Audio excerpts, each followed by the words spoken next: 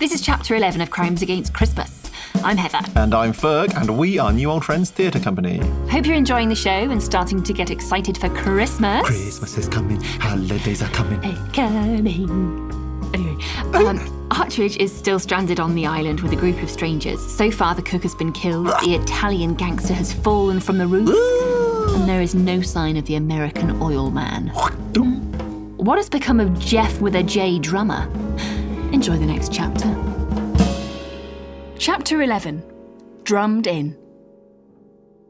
The princess may have had eyes only for her vodka, and the old duke similarly went straight for his scotch, but I was struck by the expression on Butler's face. All colour had drained from it, casting a grey pallor nearly identical in shade to his waistcoat.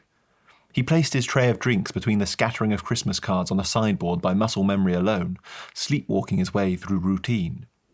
He cleared his throat half-heartedly and raised a gloved hand, palm up, simultaneously asking for our attention and shying away from it. There was a heaviness to his movements that augured ill for whatever he was about to say. I found myself hoping that it would be some ghastly detail pertaining to Criminet's death, or maybe Betty's. But there was a feeling in my stomach, telling me my hopes were wrong. Sirs, Your Grace, Your Highness, As you know, I didn't have huge reserves of sympathy for the chap, but seeing him so shaken, all vestiges of his smug self-assurance scattered to the wind, was disturbing. Clearly, Lord Duplantis did not share my empathy. He had recovered from the shock of Fuctofino's callous attention deficit and was keen to impress her once again. Do get on with it, Butler. And then, if you'd be so good as to arrange some music, perhaps? Princess Fuctofino is bored half to death here. Poor choice of words. Sorry, didn't mean that. I just meant she's the guest of honour and we have a duty to entertain, regardless of what inconveniences befall us. It is Christmas Eve, after all. Butler's eyes were deep wells filled with countless questions, but from his lips he could draw only one word. Sir? Put some music on and be snappy about it, Duplantis repeated. What took so bloody long with the drinks, Butler? Duke Richshtenshan joined in the harangue, adding to the hurt in Butler's eyes and the cracking of his voice. We found drummer, Your Grace. That at least stopped the demands from Duplantis and Richshtenshan. Both sat silently, supporting their heads in one hand and staring at the drinks they held in the other, taking in the news. Vickers had joined Fuctofino in helping himself to a generous measure of drink, but at Butler's announcement he too sat and stared into his glass. Was there some sort of etiquette standard for situations like this I'd missed in Debrett's? When a suspected fugitive had been found, was it de rigueur to assume the position of Rodin's thinker? If so, it was also lost on the princess, who simply finished her drink and poured again. It was I who broke the silence. Seeing the state Butler was in made me fearful as to what he had done to Drummer when he found him. Where is he now, Butler? He is where she found him, sir. I pounced on the pronoun. She? Yes, sir. It was poor Missy who found Drummer first, sir. Oh, dear God. Is she okay? Had Drummer treated the young maid the same way he had dealt with Betty and been interrupted by Butler, who, filled with fury, had defended his colleagues? She is physically fine, sir, but in deep shock. She is now communicating entirely in mime, sir. Evidently enough time had passed in his contemplative pose to satisfy the principles of behaviour critics, as Duplantis rose to demand. Never mind the maid. What does Drummer have to say for himself? Oh, nothing at all, sir. Butler was recovering his voice and poise now. Drummer was found when Missy went to get more oil for the range, sir. He is shoved inside an oil drum, drowned in the oil, sir. A second's silent stint of contemplation was clearly called for, and his lordship settled back into his chair. Vickers, who from his lack of a larger reaction I assumed was already aware of the situation, crossed himself and whispered a prayer. It came as a surprise that it was the elegant and cold princess who put into words what we were all thinking, when she announced with a flourish of her glass. This is awful. You're quite right, Your Highness. Just awful. Yes, awful, concurred Duplantis. But with it so named, he placed his empty glass to one side and slapped both his knees as he stood, with a purposeful exhalation of breath. But on the bright side, we can all relax a bit now, I'd say. What are you talking about, you bloody simpleton? barked his father-in-law, finishing his own drink and setting it down. Well, it's obvious, isn't it? Duplantis was forcing a jovial tone into his voice. Or at least I think he was forcing it. It was getting ever harder to tell. We were wrong about Drummer being the culprit. It's transparently clear that it must have been Don Crimine. I am sure we'd all worked out he was a habitual criminal and also a disgusting lech, which is almost certainly the motive for killing dear Betty. Poor Drummer probably saw him do it, so Crimine took care of the American to remove a witness. Well, then I shouldn't wonder if he spent a sleepless night last night fretting about what he'd done, no doubt worried by Artridge's galvanising us all together with the leadership he showed. He woke this morning certain that the net was closing in on him and threw himself off the roof in atonement. It was quite a tale. Had he really just put all that together on the spot? Well, there were more than a few dangling threads I'd like to tug at, but I was blocked from doing so by Fucktefino. You are right. We can now relax and finally have a party. But I was not talking about the American. I am saying this vodka is awful. It tastes very odd, like old grass. That is the finest we have, I'm afraid, Your Highness, Butler replied with an apologetic bow of his head. Clearly everyone but me had decided to take Duplantis' explanation at face value and carry on as if the last 24 hours hadn't happened. It's amazing how the human brain can compartmentalise things when under great stress. I suppose it'll have to do. I cannot dance without vodka. Oh, yes, let's do have a dance. Duplantis clapped his hands together with his fingers perfectly in line, like a child would. Butler, can you bring more drinks and fetch my wife from her room? I'll set up the gramophone. Tell Mr. Dove and Miss Malawan it's safe to come down now too. All sorted and we can enjoy the rest of the party. The Lord was making his shambling way round the room, refilling everyone's glasses with a smile on his face as if the situation that had been all sorted was no worse than a broken vase, rather than the double murder-suicide he'd just laid out. I couldn't believe what I was seeing.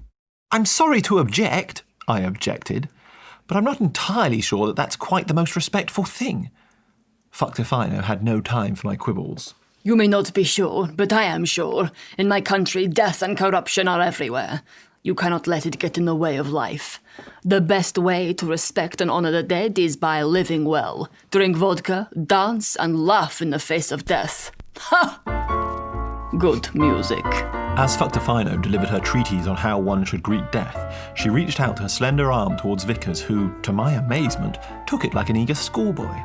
Duplantis had found a bouncy tango record to play, and Fucktefino began to lead Vickers across the room.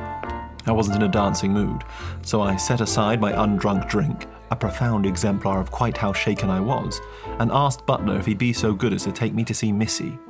He briefly protested, saying he needed to fetch the other guests, but Richshtenshan waved his cane in the air and said he would make the rounds in lieu of his walk earlier. I was surprised at the old man's assistance, but gratefully accepted it to allow Butler to take me to see the maid. I was concerned for the young girl, of course, but I admit my main motive was to get Butler to show me Drummer's body. The rest of the house might have accepted Lord Duplantis' explanation, but I had seen Crimine late last night and he didn't seem a man unduly troubled by guilt or fear. Equally, and I don't want to speak ill of the dead, but I was really struggling to believe lust for Betty as a motive for murder. Granted, the only situation in which I'd ever seen her poleaxed across her worktop choked with a piping bag wasn't the most flattering, but she would hardly have been Helen of Troy at any point. Although I suppose her face didn't need to launch 1,000 ships just to float the boat of a murderer. Butler led me back through the warren of service corridors to the kitchen. Lord and Lady Duplantis regularly breakfasted in the parlour, and so the flagstones along the route were more worn than the pathway I'd taken from the great hall to the kitchen. I'd assumed we'd find Missy in the relative comfort and safety of her quarters, but Butler told me she'd continue to go about her daily tasks in total silence without deviation. We came upon her, washing the cookware which would have been used in the preparation for breakfast, utterly oblivious to the fact that the items were spotless as no such meal had been served. Seeing the pristine breakfast things being needlessly cleaned reminded me that I hadn't eaten properly since my picnic from the Marston's Arms the day before, so I made the most of being in the kitchen to help myself to a bit of bread and butter and pocketed some for later, just in case. I asked the maid a few questions, but she failed to respond at all. She just went on with her tasks like a mechanical automaton at a county fair. When she finished the washing up, she began to put the things away, gliding silently over the floor as if on runners. It was eerie to watch.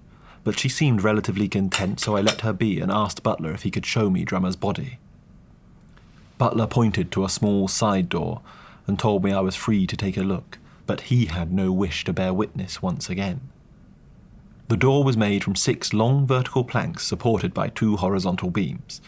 It was whitewashed, but showed memories of meals past, with splashes of reds, greens and browns, hinting at the soups, stews and pies of yesteryear. The handle was jet black cast iron with a heavy lock, but it had been badly hung, so the door didn't meet the jamb flush enough to engage the catch, and an improvised hook and eye system had to be used to secure it. Why am I taking such pains to describe a simple door, I hear you impatiently insist? Well, I'm pleased you asked, actually. I'm taking these pains, not because the appearance of this door has any bearing on the story whatsoever. It is simply I wish to delay having to recount what I saw when I opened it. Your impatience has, in fact, backfired, and offered me yet more opportunity to procrastinate. Now, I know you could feasibly simply skip this section and move on, but I don't think you will, because it's just possible that I have concealed the name of the murderer in code somewhere in the preceding sentences. Maybe by taking the first letter of every 8th word? Tiffy Iotis? Is there perhaps a Greek hermit living on Richshtenshan called Tiffy Iotis? No, there isn't. Fine. I'll tell you what was behind the door. The first thing that caught my eye was not in fact Drummer, more of him later. It was the jumble of arms and legs at the back of the cupboard. Betty had been bundled up and shoved back there like a child's toy, no longer actively wanted but hung onto for sentimental reasons. Where her face had been tomato red before, it had now settled into the deep purple of an aubergine. Her eyes were no less protruding, but the onion skin whites were now almost gone, giving her a demonic appearance. Lesser men than I would have let out a scream at the sight of it, and indeed, just at that moment there was an odd noise which came from who knows where. I was incensed, not embarrassed, as I didn't have anything to be embarrassed about. Butler really should have warned me at least. Why didn't you tell me what was in there? I slammed the door shut and yelled, but without as much volume as I would have liked, due to still being in the process of catching my breath from the shock. Well, sir, to be truthful, I thought if I didn't have to describe it, I could try and forget it. I suppose I could hardly begrudge him that. But I'd come here to see what had become of Jeff Drummer, so with a deep breath I opened the door once more. I focused all my attention on ignoring the dead-eye stare of Betty and looked at the oil drum in front of her. The lid was lying half covering the opening, and I could already see a boot adorned with Drummer's monogram poking above the surface. I lifted the lid all the way off and saw his arm lolling over the side of the barrel. Drummer had been so proud of his clean hands when I first met him, but now his straight-cut nails and diamond ring were mired in oil. Are you absolutely sure it's him? I called back past the door. I mean, have you actually seen his face? By way of answer, Butler wordlessly passed me a modest walking stick with a hooked handle, similar to a shepherd's crook. I understood what I was supposed to do, and reached into the inky fluid. Managing to get purchase on something, I drew it towards me, and a face emerged from the gloom. It was unmistakably Drummer. He actually looked quite peaceful, and there was even a trace of his toothy grin in his expression. Maybe in his final moments he'd appreciated at least the instrument by which he'd met his end. Oil for the oil man. So Drummer wasn't the killer, Crimine wasn't the killer, and poor Betty wasn't the killer. But who is? Let us know your thoughts on social media and please subscribe and share with your friends. Until next time. Ooh, spooky.